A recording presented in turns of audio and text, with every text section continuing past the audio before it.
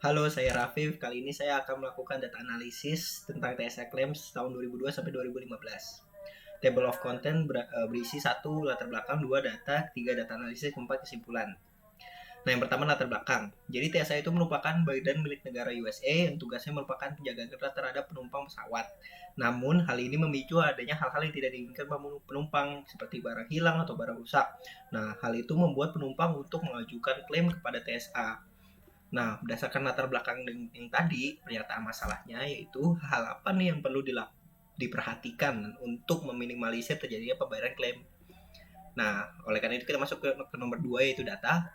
Pertama, konten datanya bisa dilihat nama kolom dan deskripsinya.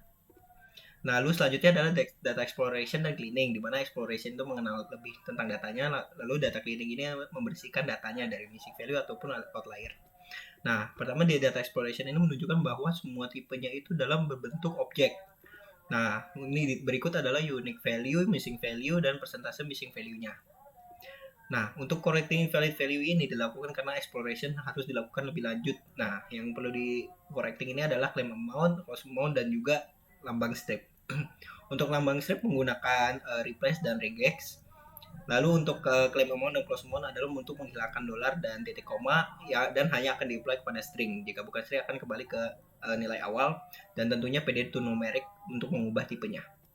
Nah, di sini terlihat describe data bahwa claim amount ini nilai max-nya itu cukup ekstrim ya, dan bisa dilihat juga untuk objek-objek yang di bawah. Nah, selanjutnya adalah distribusi dan outlier. Nah, di distribusi ini menunjukkan bahwa claim amount dan cost amount itu sama ya, sama-sama mempunyai bar paling tinggi di kiri ya. Lalu untuk outlier bisa dilihat claim amount tanda panahnya pada satu titik itu yang cukup jauh. Nah, sekarang selanjutnya ini kita melakukan data cleaning. Ya, ada 3 bagian, invalid, missing value, dan outlier. Untuk invalid value ini hanya ada 3, incident date, item, dan airport code. Untuk incident date ini tinggal mengubah menjadikan date time, namun untuk itu hanya bisa dilakukan di date receipt. Untuk incident date harus melakukan formatting yang banyak dan juga menggunakan filna. Nah, selanjutnya di item kita hanya mengambil satu dan dua kata terdepan dari item, lalu memisahnya, lalu menggabungkannya lagi dalam item. Nah, selanjutnya adalah airport code di mana ada format di luar 3 huruf kapital besar yaitu I, F, dan C. Nah, kita tinggal menggantinya aja.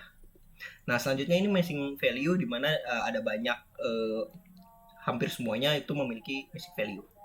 Nah, kita lihat matriksnya ini di mana incident date terlihat seperti MCAR ya, sangat random. Airport code dan airportnya mempunyai relasi yang cukup kuat. Airline name juga secara domain knowledge akan berhubungan dengan airport name. Claim type juga akan berhubungan dengan claim site dan item. Untuk claim amount dan status itu akan berhubungan, terlihat di bawahnya terlihat hilang banyak, close amount dan disposition juga sama. Nah, ini berdasarkan yang tadi, ini cara pengisiannya, yaitu item saling mengisi dengan claim type, dan claim type saling mengisi dengan airport name. Lalu claim type akan mengisi di claim site, airport name akan mengisi di airline name dan airport code. Nah, untuk di hierarki yang di atas, sebetulnya sama-sama menggunakan sintaks yang sama ini, namun tinggal diganti saja. Dan ini contohnya untuk pengisian item menggunakan claim type. Nah, selanjutnya adalah date receive dan incident date, di mana ada juga date receive yang lebih kecil daripada incident date, yaitu tidak masuk akal juga. Oleh karena itu, kita akan putar, di mana incident date itu akan menjadi date receive itu menjadi incident date, di mana kondisi date receive itu lebih kecil daripada incident date. Nah, selanjutnya ini claim amount ini berhubungan dengan disposition dan close amount. Nah, di mana kalau dispositionnya settle, isi claim amount itu adalah close amount kali 2. Kalau misalnya proof and full and deny, dia akan diisi dengan close amount saja langsung. Nah, selanjutnya ini claim amount yang masih memiliki nilai NaN akan diisi oleh median, min, dan modus. Nah, untuk mengetahui pengisian yang menggunakan median atau modus, kita perlu tahu dulu nih normalitasnya. Nah, bisa dilihat seperti ini secara gambaran kasarnya. Nah, untuk melakukannya dengan proper, kita melakukan Shapiro-Wilk test nih. Nah, tapi dari dalam Shapiro-Wilk test ini, saya menambahkan 2 lagi nih, di mana ada itu adalah 1 dan 2. Nah, kalau misalnya normal dan not tidak normal itu kan sudah obvious. Kalau misalnya not normal itu median, kalau normal itu min. Tapi kalau 1 ini artinya itu sebuah item hanya memiliki 1 klaim. Oleh karena itu kita menggunakan modus. Sedangkan kalau 2 itu sebuah item hanya memiliki 2 klaim. Nah, kalau 2 klaim ini bisa menggunakan min atau median, itu hasilnya sama aja. Nah, ini seperti ini hasil data frame-nya. Setelah itu akan kita join. Nah, di sini juga obvious kalau misalnya claim amount-nya none, terus dilihat distribution atau normal, langsung kita masukkan dengan median yang 89,99. Seperti itu. Nah, selanjutnya ini status close amount dan disposition. Nah, ini untuk close amount ini sebetulnya sama kayak claim amount yang tadi, cuma hanya dibalik saja. Sekarang kita mengisi close amount nih. Nah, kalau close amount ini, kalau misalnya dispositionnya settle, berarti claim amount dibagi dua. Kalau misalnya approval in full, dimasukkan dengan claim amount saja. Kalau misalnya deny, kita akan masukkan dengan 0, karena artinya kan penolakan. Nah, di sini ada perubahan beberapa status dan disposition. Dan ini untuk status yang lainnya, karena terlalu panjang tulisannya, maka saya akan rename untuk statusnya. Nah, selanjutnya ini adalah cara pengisiannya nih. Kalau misalnya statusnya approve, flow-nya seperti close amount sama dengan claim amount, habis itu dispositionnya pasti approve in full. Begitu juga dengan settle dan deny bisa dilihat di situ. Nah, untuk status lainnya ini kita mengikuti close amount dan disposition karena keduanya ini memiliki relasi yang cukup untuk menjawab status itu, karena status itu juga mempunyai disposition yang multiple ya, seperti ada status cancel itu mempunyai approve dan deny. Nah, kalau misalnya close amount-nya kosong dan disposition-nya kosong, maka akan diisi dengan kosong dan undetermined. Dan ini hanya berlaku untuk status yang lain. Dan jika statusnya juga none, maka kita tinggal isi dengan no status. Nah, untuk outlier nih, sekarang outlier ini ada dua action ya. Yang pertama adalah mendeteksinya dulu, yang kedua adalah pembersihannya. Untuk mendeteksinya ya seperti biasa outlier Q3 plus 1,5 kali IQR. Lalu untuk pembersihannya adalah menggunakan winsorizing, yaitu metode mengganti nilai yang ekstrim menjadi yang kurang ekstrim namun tetap masuk akal gitu. Itu menurut Wilcox tahun 2012. Nah, berikut adalah kolom yang diperlukan nih. Jadi ada kolom 75%, kolom outlier, dan kolom rasio detektor. Penjelasannya bisa dilihat. Nah, kalau untuk rasio detektor ini sebetulnya digunakan kalau misalnya ada yang tidak terdampak, ada yang claim amount-nya tidak melebihi outlier, maka dia akan menghasilkan none di kolom rasio detektor itu.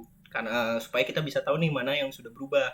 Nah, itu dilakukan karena kita memerlukan adjustment dalam close amount di settle.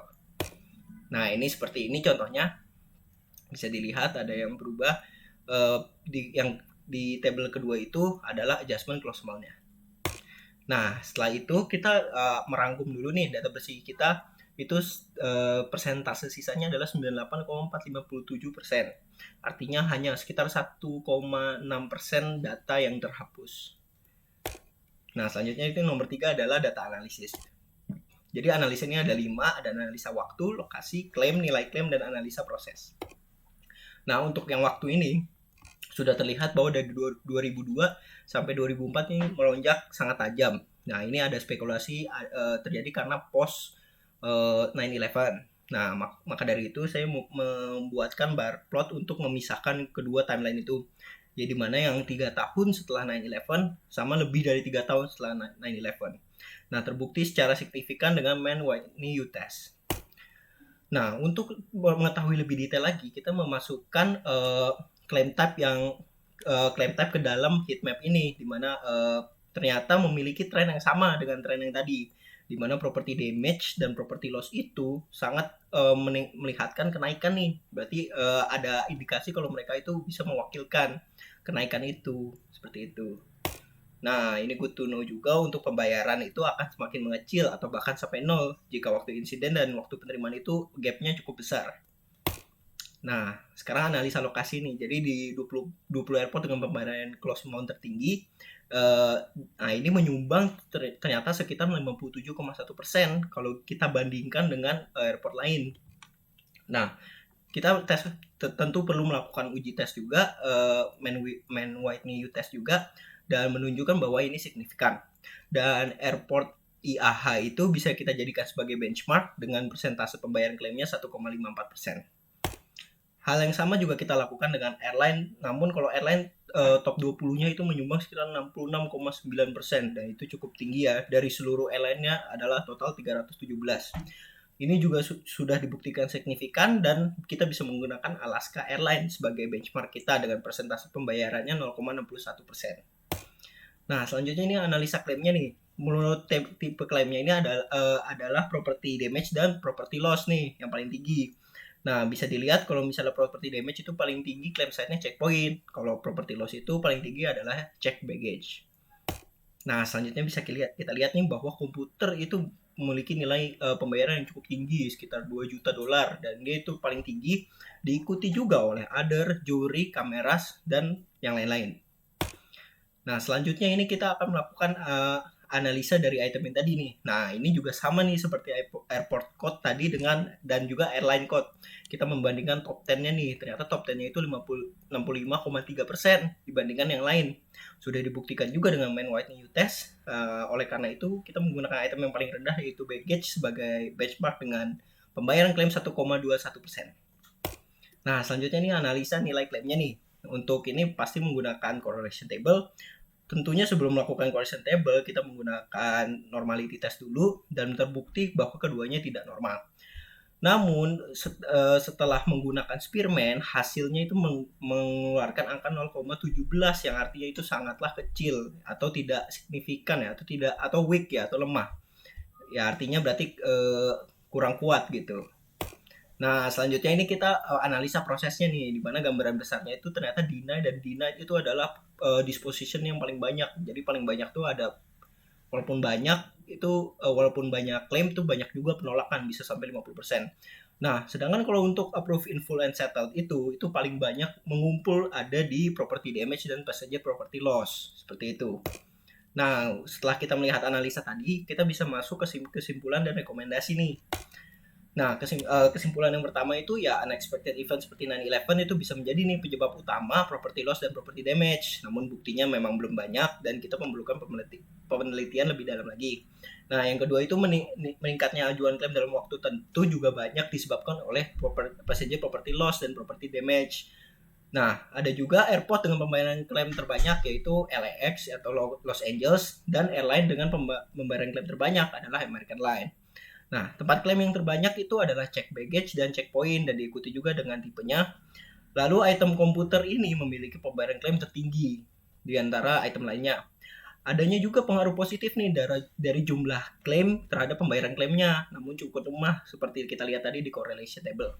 Nah, selanjutnya ini ada pembayaran klaim yang berhasil dibayarkan hanya dari status approve dan settle, sedangkan yang lainnya itu berakhir denied atau undetermined. Namun hal ini tidak artinya bukan nol juga ya, masih ada sedikit yang approve dan settle di dalam status yang lain. Nah, pembayaran klaim yang berhasil juga paling banyak itu dari property damage sama property loss gitu. Jadi yang harus diperhatikan apa nih? Jadi yang perhatikan adalah kejadiannya unexpected event itu harus diperhatikan. Selain itu juga banyak terjadi klaim karena masalah properti itu juga harus diperhatikan. Nah, benchmark dari airport dan airline ini juga penting banget untuk diperhatikan sebagai benchmark ya. Lalu item komputer itu tentu item yang paling tinggi harus kita ketahui juga. Terus jumlah ajuan klaim yang berpotensi meningkatkan pembayaran klaim tuh itu walaupun perlu sih diperhatikan, walaupun hasilnya itu lemah, tapi kan tetap menghasilkan nilai positif seperti itu. Nah, selanjutnya adalah property loss nih sama property damage. Itu memiliki pembayaran klaim yang paling banyak nih di approve dan di settle. Nah, setelah itu semua, sekarang kita akan membuatkan rekomendasi nih. Ya, jadi yang pertama itu yang paling penting adalah membangun sistem manajemen krisis ya. Itu sebagai tamengnya nanti kalau ada unexpected event. Nah, mungkin memang tidak bisa saat itu juga untuk mengamankan, namun setidaknya ada penahan untuk dampak pasca insidennya seperti itu. Nah, yang kedua nih komunikasi nih kepada passenger nih. Nah, ini kita bisa membuat sebuah peraturan baru gitu, dimana biasanya kita kan masuk hanya diminta tiket dan juga diminta KTP. Namun saat ini kita tambahkan diminta untuk foto barang bawaannya mereka. Kenapa begitu? Karena hal ini sangat bisa membantu petugas untuk mencari jika ada barang yang hilang nih, karena mengetahui ciri-ciri dari barangnya seperti itu. Nah, yang ketiga ini memberi arahan nih untuk ke officer nih untuk mengimplementasi sistem ranking nih. Nah, sistem ranking ini diimplementasikan itu kepada barang-barang yang emang dasarnya harganya cukup mahal. Nah, lebih direkomendasikan lagi pengimplementasian ranking ini berdasarkan item yang pembayaran close amount-nya di atas 0,63%. Nah, selanjutnya untuk memberikan pelatihan nih kepada officer ya tentunya aja pada airport LAX ya yang paling besar. Namun akan lebih baik nih jika kita mengimplementasikan kepada seluruh airport yang nilai pembayaran klaimnya itu di atas 1,54%. Nah, yang terakhir adalah bekerja sama nih sama airline dan untuk meningkatkan baggage handlingnya juga. Ya tentu yang diutamakan adalah American Airlines, tapi sama juga akan lebih baik jika mengimplementasikannya kepada seluruh airline dengan pembayaran klaimnya yang di atas 0,61%. Mungkin sekian dari saya. Terima kasih.